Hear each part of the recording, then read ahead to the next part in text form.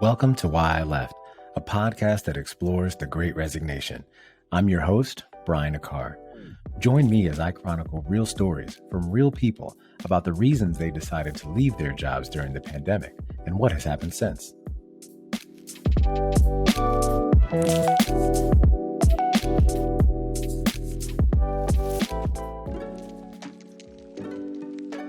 Hello, and thanks for tuning in to this episode of Why I Left. In today's episode, I chat with Matt Doan. Matt is the founder and transformational coach for Transcendent Media, founder and lead instructor for Uncaged Academy, and host of the Uncage Yourself podcast. For 15 plus years, Matt helped leaders at top companies and government agencies build out their tech strategies in the consulting space, but it cost him. So I'm excited for you to listen to his story. Let's go check it out. All right, welcome back. So our guest today is Matt Doan. Matt helps people break free of the corporate cage and learn to build a life of freedom right where they are, so they can make corporate work for them. Now, Matt's story is one of perseverance and revelation, so I'm excited to have him on the show. So hi, Matt. Thanks for joining me today. Hey, Brian, let's have some fun. Let's do it. Let's do it. So, this is a show about the Great Resignation. We're definitely, going to talk a little bit about that. But prior to discussing, your career pivot during that pandemic, tell our listeners a little bit about you, your upbringing, and where you currently call home. Absolutely. So currently where I call home right now is in the Northern Virginia area, right outside DC. I've been here for most of my life. Most of my family's here, so I stick around. Plus, it's strategically between lots of airports, so I can get lots of places in the world. So where I grew up was essentially a household that was very conservative, very religious. You plugged in, you followed the leads of whether it was the priest or your parents or just the systems that you grew up in, and you jumped right into these default paths, right? And I didn't know it at the time, but coming out of high school into college, and I know you've heard this a bit before, Brian, but as a millennial, this is what we were taught. We were taught to just plug into systems and follow a good path. I jumped into college, picked a sensible degree, came out of college, found my way into technology consulting. And I thought this was a good thing. It made sense after the dot-com bubble burst and started to make sense. It had a lot of traction in the markets. I was like, yeah, let's be sensible, stable, safe. I was carrying forward those principles I learned in childhood, which is just follow the best practice guidance out there from those that you see around you. So I pulled that forward. I started my career. I'll talk you through how that went, but is that a good starting point? Absolutely. Absolutely. And, and that's a great segue into when you think about career-wise, what are some of the things that you've been passionate about professionally? At first, I found it to be worldly issues. For example, I was very big into international relations growing up, looking at why wars start. I even got my graduate degree in international relations, understanding what causes conflict between nations. So I followed that for a while. Then it got more technological. I got into cybersecurity as that became a massive, massive issue and still is. I started seeing, for example, how wars start now with cyber conflict. And I started seeing how corporations get taken down. And I got into the consulting space of doing cybersecurity. And that mission for some time really excited me, like protecting the autonomous vehicle. I worked on programs for that. Like when everything goes autonomous, how do we make sure it's cyber secure? And the functional missions were exciting for some time. But I'll tell you, after 3 or 4 years of any one of those missions, it started to run dry. I lost this excitement and passion. And I found more joy and fulfillment in things that were much more human. And what I found, and I guess I can get right into my story on how my career changed courses, is I was on the road a lot. I was a management consultant, always fighting these wars, solving these problems on the road. And I had a young family at home, and I was always giving everything to work. My identity was tied up in work. And after about a decade of this, I ended up getting divorced. I lost access to my kids. My mental health was destroyed, and I had to rebuild my life. I was out on my own again, and these missions of my job no longer fueled me. I need to rebuild myself. So I started getting really interested in philosophy and psychology. I had therapists, I had coaches. I had to understand how I could rebuild myself, and that triggered a massive interest in helping other people. So on the job still, while still being a consultant, I found my real joy in growing other people, coaching them, helping them see the human sides of any problem. And that's where I spent most of my time in my remaining years in consulting, was doing that for people while still delivering on the technical aspects of a job. But that's where I found fulfillment, Brian. No, that's awesome to hear, and I thank you for sharing that. And and as you kind of prior to launching your own company and getting into your show, this work journey that you talked about, tell us a little bit about what that work journey was like and what worked well in the environments that you've been a part of. I know towards the end there, you started to really connect from a people angle, but what were some of the things that kind of led up to that? Just to be clear, are you asking in relation to me leaving corporate? No. Into while you're still in this management consulting space, what were some of the things that worked well and while you were in there? And then, I know towards the end, it really started to be, there was like this shift in focus more towards the people aspect. Mm-hmm. And so kind of what worked well in that as you're getting towards the end? Yeah. Management consulting is one of the rare disciplines in this world where you become this multi-skilled, multi-tooled threat, where you get these abilities from big picture, little picture, storytelling, in the weeds, working with other people, working with teams, moving fast. You get a lot of value in that. You build your skill set and mindset in a hurry. There's a reason it's such a attractive and lucrative field. People desire that. And I found a lot of value in it. I made a lot of money out of it. I was able to build a career, open up other doors because of it, got to work on some really cool problems in this world. And that did fuel me for a while. But like I said, eventually that ran out of steam and I needed something more. So what I tried to do, and I was quite successful at it after several years, is make that environment work for me rather than me work for it. I had been working 12-hour days like everyone else. It was destroying my life, obviously, and I needed to take control of it. I needed to own my 9 to 5 so it did not own me. And the 9 to 5 was more like 9 to 9. Let's be honest here. Right. It was a lot. And I say it like that just so other people can relate. So I had to take some measures in controlling my time, protecting my freedom, my ability to focus and deliver targeted value at work so that I could preserve my time and energy for being a good husband, father, doing things on the side, being a healthy person. So I had to take measures as far as showing up in targeted ways at work, reducing the amount of commitments, not showing up the same way as everyone else. I talk about it as the corporate cage, where a lot of people plug into their corporate environment and they just accept the defaults. They do the same things as everyone else. I see 12-hour days. I'm going to do 12-hour days. I'm going to show up to all the meetings just like everyone else. Next thing you know, that's my own matrix. I'm plugged in and I can't get out. And it's a tough place to be. So I had to consciously remove myself and take measures to actually reclaim my time and energy. I got it down to working about 5 or 6 hour days on average while everyone else was working 12-hour days. I was still able to get promoted, still maintain a good reputation, and focus on bringing my strengths to work, like coaching and growing leaders within the organization, being a good storyteller, a framework developer. Those were my strengths. So I didn't try to be other things. And honestly, I didn't apologize for taking these measures. I had to preserve my sanity, my energy, my life, my family. And this is what I had to do. And I spent several years doing it.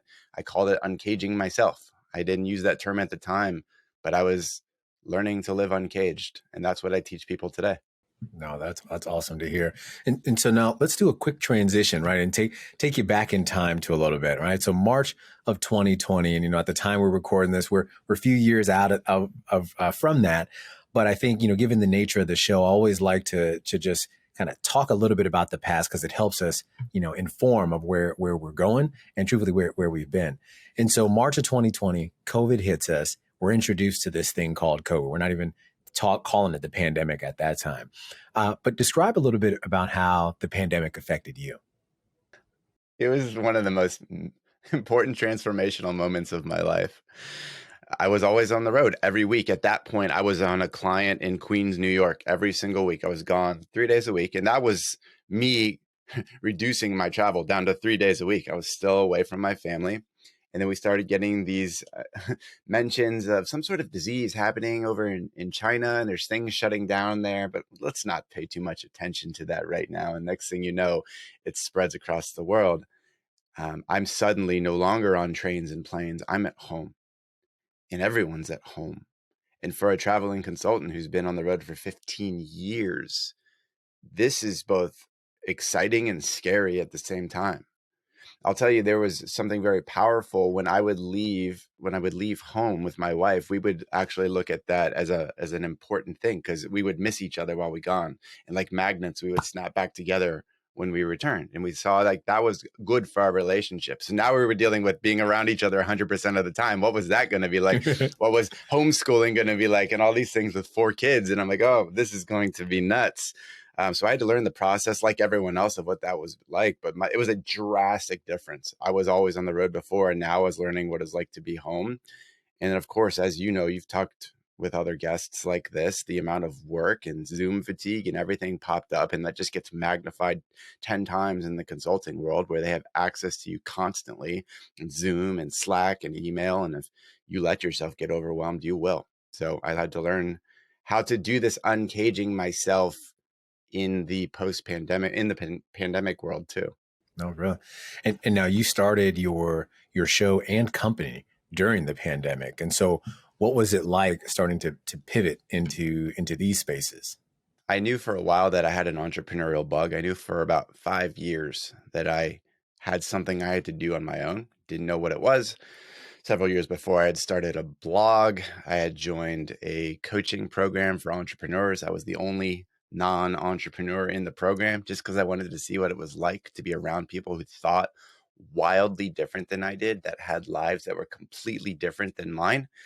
And I saw the opportunity with the pandemic and being home as like, if it's this is a gift. It's not going to get easier than this to just be in one place and build something. And I have to make it work on my terms. And I can use the strategies I've been using to reclaim my time and energy and just focus that time and energy on building something of my own. So it started with a few things. I followed all the advice out there, started a podcast and a newsletter, and I started a coaching business. And I thought that that was all meant to help the same people I was helping in my job. I was helping technologists become better leaders as a consultant. I thought, let me just do this through a podcast now and through a newsletter and coaching. I found that I had zero energy for that as I started experimenting with it for about 6 months. And entrepreneurship is pure experimentation. I eventually lost energy for it. I wasn't getting the resonance I wanted with people out there either. So I had to try a few different models. Eventually, I started attracting people that were like me, former management consultants that were in pain and wanted a better life. And I started teaching them the strategies that I had implemented for myself. And that evolved and evolved over the course of the pandemic to creating the business that I have today, which is really focused on people who are trapped in that corporate cage and they want a better lifestyle. They have no idea how to do it. I want to walk them through on how to get to that life they really want. Yeah, and how are you able to really, because I love the side hustle and the main hustle, right? But how are you able to balance this role along with your primary role in consulting during that time? I had very strict measures I put in place for myself. I did not log in, check email, check Slack, anything corporate until 10 a.m. And that might shock some people. Like, how can you do that? Well, I was very disciplined. I spent 7 years before that getting up at between 4:30 and 5 a.m. and building a morning ritual, not just a routine, a ritual that energized me and focused me and kept me away from the outside world and got me thinking what I really wanted out of my life. I lived in my journal. I lived in books. And then I brought that forward and said, okay, I'm going to use this morning. I'm going to go from my ritual, and then I'm going to go straight into deep work on building the thing I want to build. So until when I got to like 9, 10 a.m., like I was working on my thing many times, or I was working on an important deliverable I needed for clients, is one of those two things at all times. My brain only works really well until about 11 a.m. and then I can't do anything creative. So I needed to reserve that time either for building my own thing and or doing hard work on the 9 to 5 job. That was protected sacred time so that I could be useful.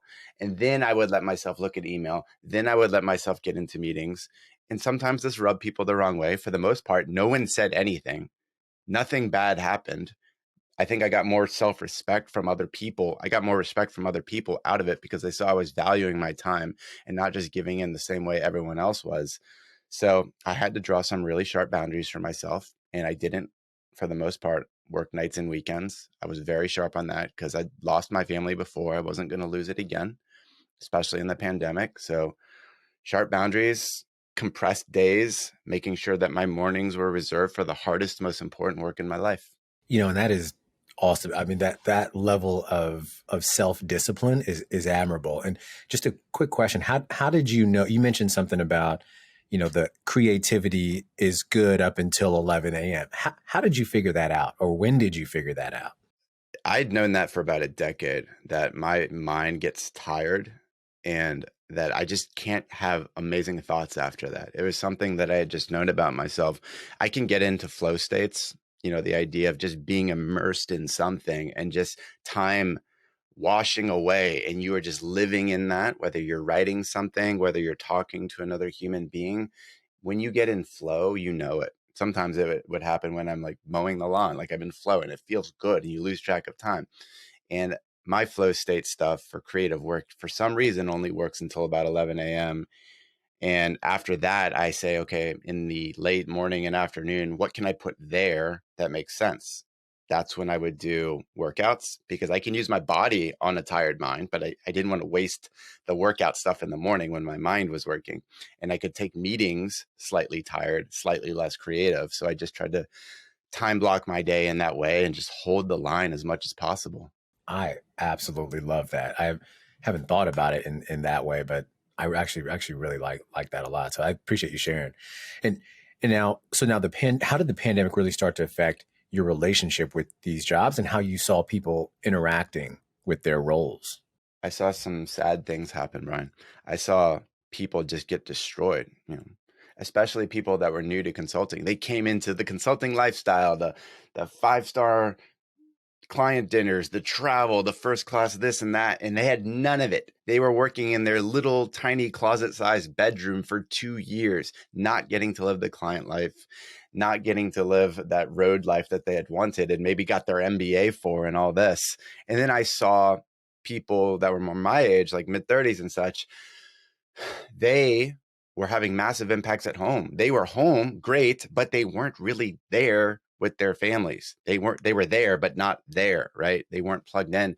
They were just always dialed in, and they could see like they had this great opportunity to be the husband, wife, father, whatever it needed to be at that time, but they couldn't unplug because of years of being just always dialed into work. They didn't know how to extract themselves. So it was a pretty sad situation. And you compile that with Zoom fatigue and no one having any ability to handle that. I think it got worse for a lot of people over the course, especially the first year of the pandemic. And it took a while before you started seeing other trends in the world, like the quiet quitting and Gen Zs being more vocal, more mental health things, where people started taking a stand for themselves. And then companies would react to that and be like, whoa, whoa, whoa, we got to take some more careful measures to make sure our people are in a good place. But that first year was chaos and no one was good at handling that. And I had my own struggles with it, but because of years before of struggling with similar, I think I was more well equipped. Got it. And now looking back, what is one thing you would have done differently during the pandemic? I love this question. I'll tell you, our fourth child was born during the pandemic, about halfway through.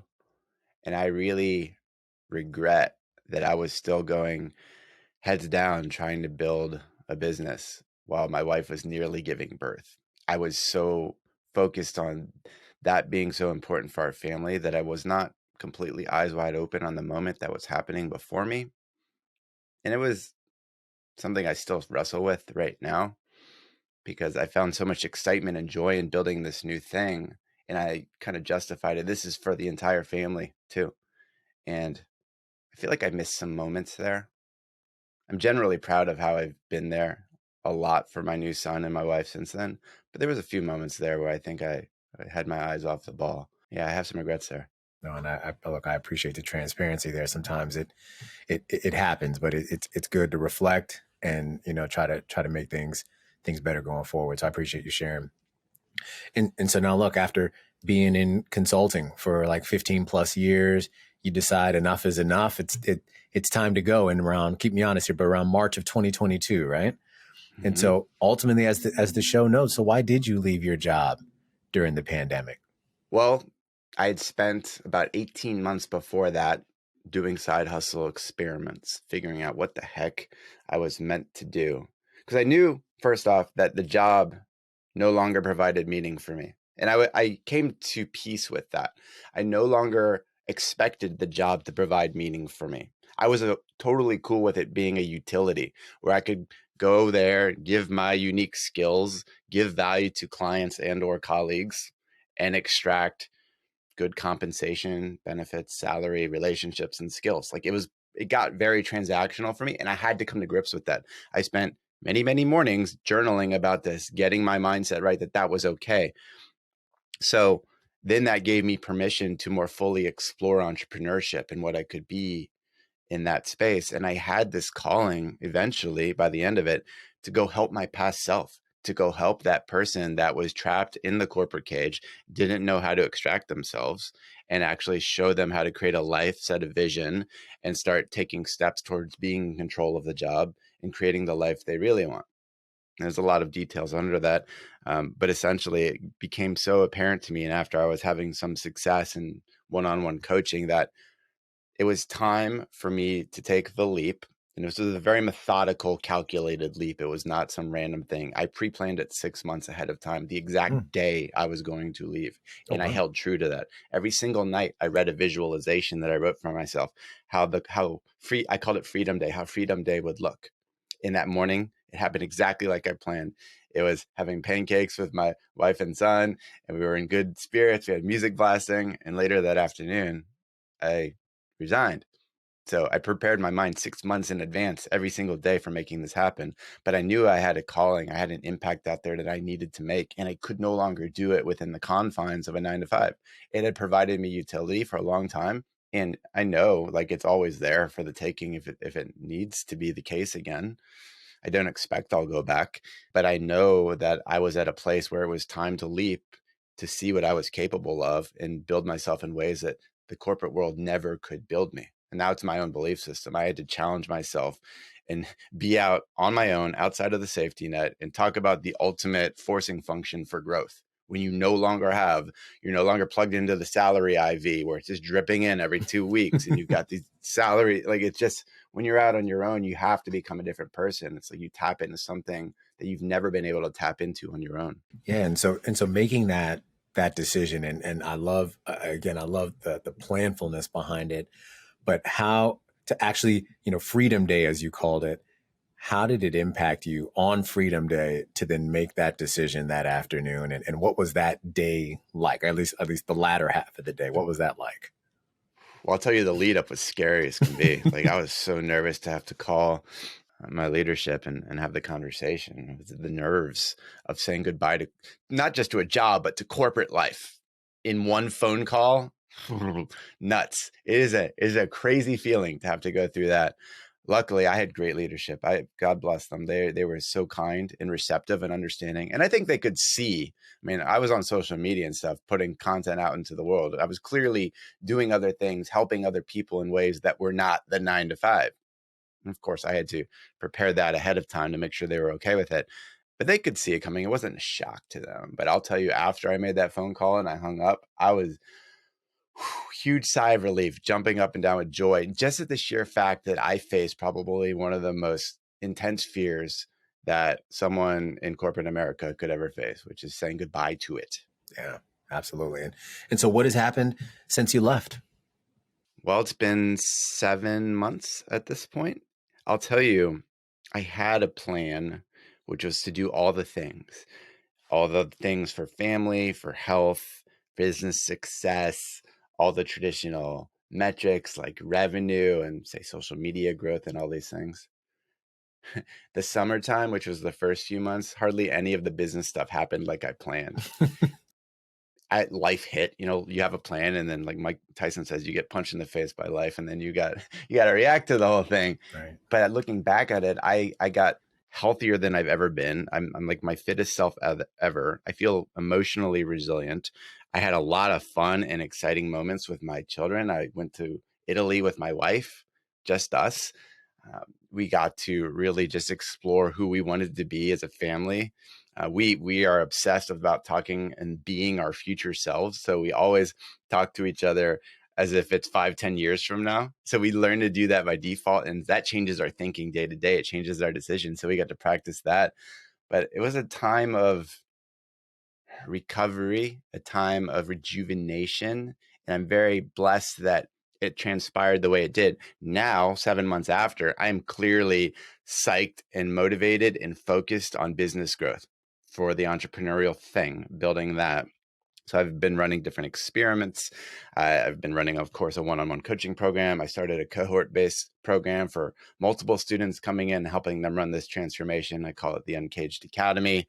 And I've got eyes on a couple different offers that are much more transformational for people based on what I've learned in the world. And I have a lot of scale in mind. I have a lot of focus on management consultants. That excites me because I was that person. I know that person. I can help that person. So I'm really excited to be in the season of helping them in particular, because I know what they're going through. I know the impact they could have on this world if they learn to uncage themselves. And I'm really focused on helping them do that. That's awesome. And that's a great niche, right? And looking at your background, who better than you to do that? I mean, you're very well accomplished. So now tell us more about, transcendent media and your work as a coach. Yeah. So interesting. Transcendent media, that actually comes from Maslow. Maslow is very famous for his hierarchy of needs, and most people point to self-actualization as the top level of the pyramid. If you actually read into his work that was not published right before he died, he talked about there's another level called transcendence, where you go beyond the self and you plug into broader humanity, and you're helping them, and you are far less selfless, but you find all your joy and fulfillment by helping others. So that's where transcendent comes from. And I deeply believe, for me at least, that I want to have this executed as a media presence. Like, that's why I call it transcendent media, because I feel like there's different mechanisms to put in place that I can go beyond just myself talking to another human, as valuable as that is. But I want to get services and products and knowledge and insights into the world that change the way an entire generation of people think. And I've really focused, like I said, now on consultants for the time being. So I'm really focused on building a media company that's about transcending where you are, going above yourself and actually helping broader humanity. And I'm focusing right now again on that consulting world. And where it is right now, it's coaching programs. It's a cohort-based program.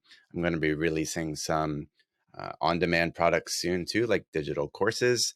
And I'm posting on social media every single day. Of course, I've got the podcast. So always just experimenting with new ways to get it out at scale, but always stay very tuned in through one-on-one conversations to what people are facing. We're at the end of 2022. Like, we didn't know what quiet quitting was a year ago. We didn't know what a lot of the shifts were.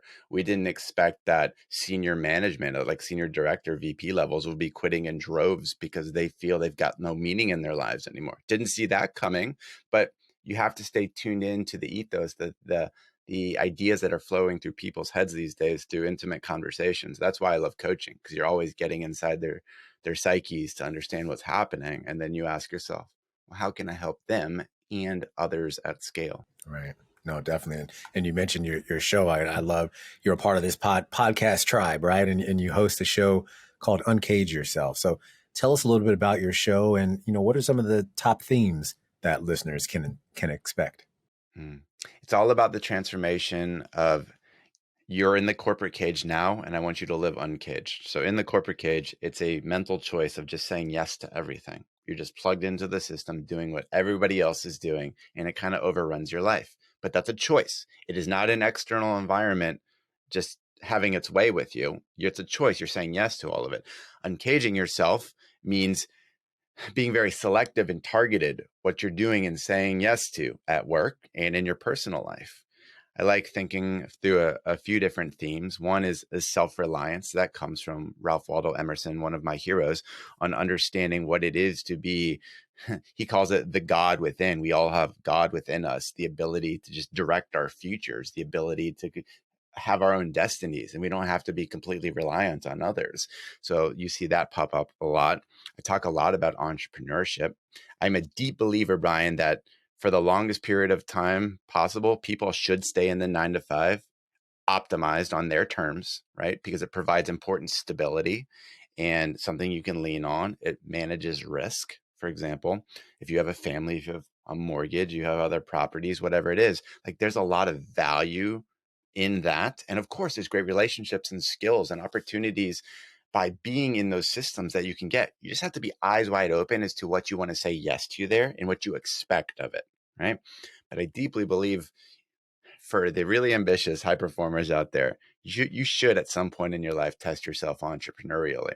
I mean, even like you doing this podcast is a great example of that. Like, I'm going to go outside of the typical system. I'm going to run this experiment because it means something to me. You want to understand why people left given trends in the world, and you're pushing yourself. You built new skills along the way. You know, you're better, you're stronger because of it. You have new perspectives and opportunities ahead of you because of it too. And there's lots of roads that you can push yourself to. But I deeply believe, just like I said before, when you try something entrepreneurial, and call it a side hustle, call it whatever, but do something on your own time that is about the meaning you want to create in this world. It's about very specific, something that energizes you, something that scares you a little bit because it's daunting. It's not something you've done before, but pushes you to grow and just feel more fulfilled as a human. And plus, there's massive tangible benefits, right? You can ignite a new income stream. You can open up amazing relationships with people you've never met, people you only dreamed of meeting before. Doors will open that you would never have access to if you just stayed plugged purely within the corporate environment. So I like both. You have the stability of the 9 to 5 and the prosperity of entrepreneurship. Do that methodically. Don't let it overwhelm you. It's entirely possible, but that's my view. Absolutely. I love that. And now, so taking a step back, and I know it's only been 7 months, but thinking about this entire process of leaving, starting this new, show, transcendent media, everything. What are some of your key takeaways, your key learnings about yourself throughout this process? One is the original idea will always be wrong, that experimentation is the new normal, that your tribe is everything. Let me explain those. Number one is you have to start with an idea of what you want to do next, whether it's a new job, starting something on your own as an entrepreneur. Maybe, you're thinking about starting a family. You've never tried that. You have to start somewhere and have a hypothesis to put forward. And then you have to experiment your way forward. You have to try different things to see what sticks. Obviously, if you're starting a family, be careful with the experiments. I mean, that can lead to something quite permanent. But the idea is like you always need to be experimenting and kind of shocking yourself out of conformity. If you're within the 9 to 5 system, be careful about being an expert. Expert creates one-way track. For example, here's a great segue. For years and years, Matthew McConaughey in Hollywood is looked at as being the sexy rom-com guy. He was only hired for those things. Like he was always the guy, the shirtless dude on the beach and having romantic comedies. And he's like, no more of that. I have to experiment with something different. I can be the serious actor. And for 2 years, he had to say no to Hollywood with massive contracts. No, I will not do the rom-com. I will not do the rom-com. I will train myself to be a method actor. I will train myself to be very serious and do crazy experimental films. And eventually he got Dallas Buyers Club and other things, but it took us a very concentrated move to get out of his path. He was the expert at rom-com. You can think about what the expert you are in. I'm the M&A person. I'm corporate finance expert. I am corporate strategy, this product manager. Like, you be careful. That can provide utility for a period of time. But if you stay too locked into that and you don't run experiments to test what else interests you and what else you could be good at, I think like pure career resiliency goes down and you will put yourself in a dangerous situation. And frankly, you're going to run out of energy for doing that thing at some point too. No, I love that. And now look, a part of the show, we always love to give our listeners advice, right? So for those who are looking for freedom within their current roles, what 4 steps would you advise them to take? Step one, I call stop the bleeding. I'm thinking about how this aligns to the content I bring the world. Step one is stop the bleeding. You need to create time and space for yourself from what's happening right now. And it's quite likely if you're a high performer, you're quite overwhelmed right now. You're burned out, maybe feeling a little bit lifeless. That translates to home. You need to fix that. So stop the bleeding by putting measures, boundaries in place, create a social contract for yourself on what you will do and what you will not do at work to reclaim time and energy. Like buy back hours in your day, very tactical stuff. And it takes some bravery to do that, but you've got to make progress on that. Buy back that time and energy. Step two is, I'd say, start dreaming. Start thinking about really what you want your life to look like. Unconstrained. If you had a blank sheet of paper and you were not pinned down by your current realities, what are the features of your life?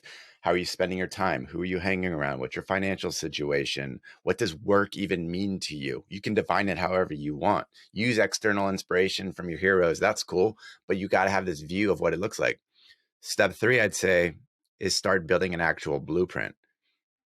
Now, this isn't an actual plan, like step one, then step two, but no, like what are the phases of your life? How is this going to look over the next 6, 12 months, maybe a year, 5 years? What's your glide path? What sort of features do you want to unlock? If you want to say, I want to be financially free, not good enough. Like what is a number?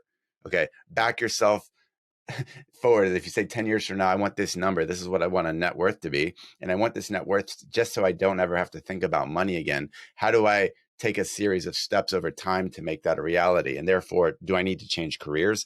Do I need to build new skills in order for that to happen? That's kind of building your blueprint. There's a lot of tools I help clients with on how to make this real.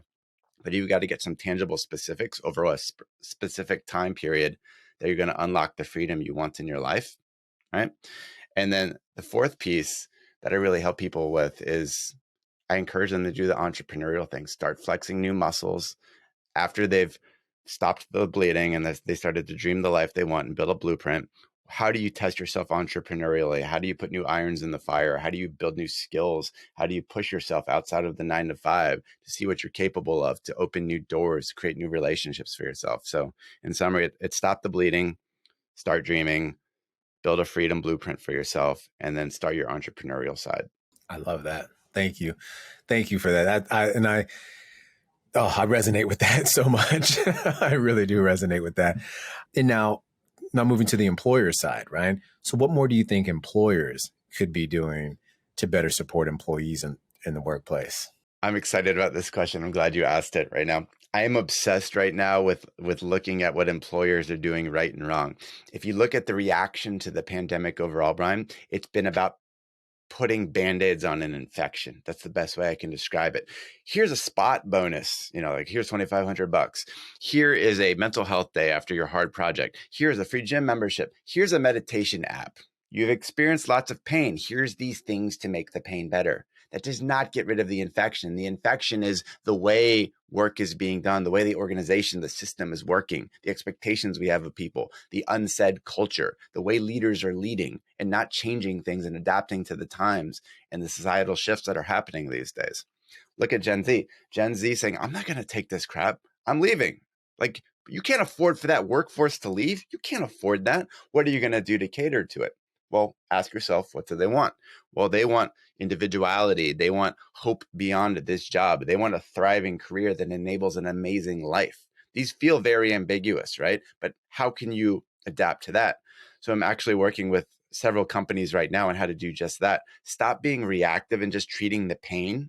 Actually get proactive and figure out what people really want. Some examples. This may sound crazy. Help your people start a side hustle. Why? Okay. Look at Adam Grant. He has lots of research on this, right? I was just about to say that. Yep. Yeah. Like there's a lot of research. You get joy and fulfillment that their lives are going to be better because they have hope beyond this job. They're testing themselves in ways that the job won't allow them to test. Yes, it creates tangible things like income. It also builds skill.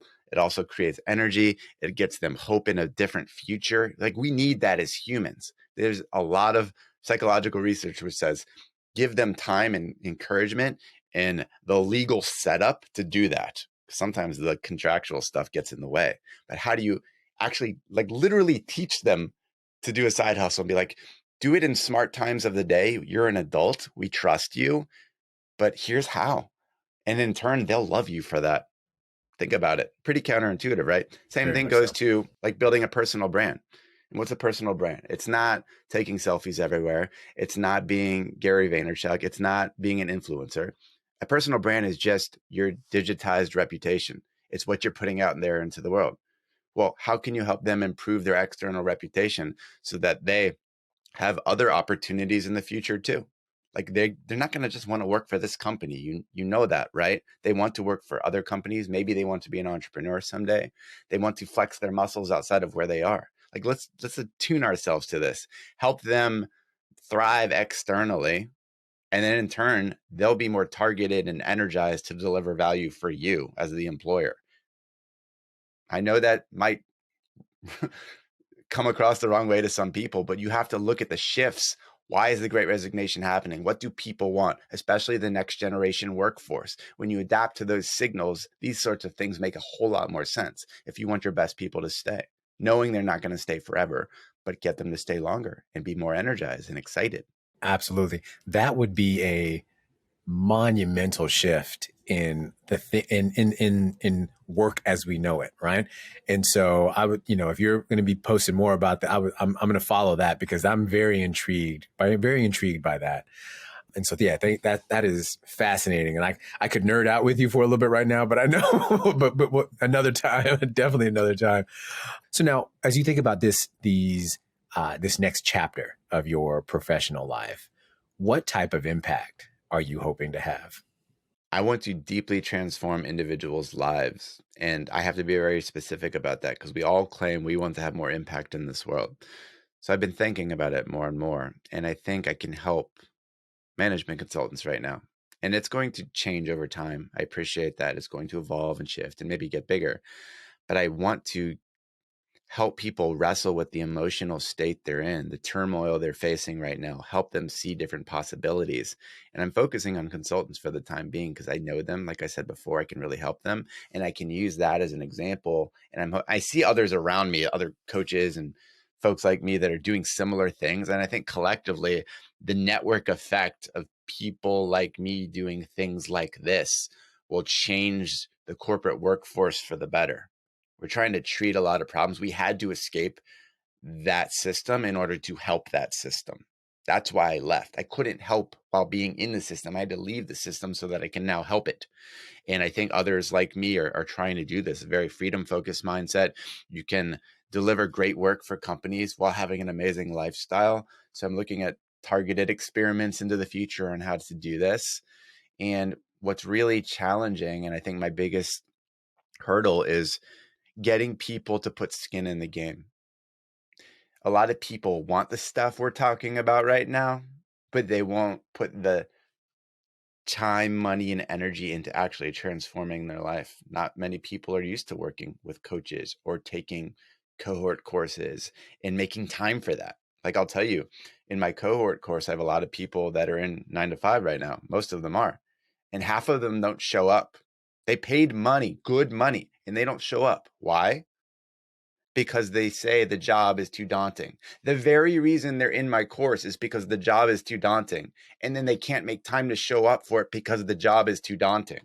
Like, how ironic, how insane is that? And I feel for them. I feel so deeply. I was that person. And I just want to help that person. And I can start small. And I think others like me, then you're doing a great job at highlighting it right now too, Brian. People that need help can get help and can actually create a better life. Keep that 9 to 5, keep it risk managed, keep the stability of it, and thrive on their own terms outside of it. I wholeheartedly agree.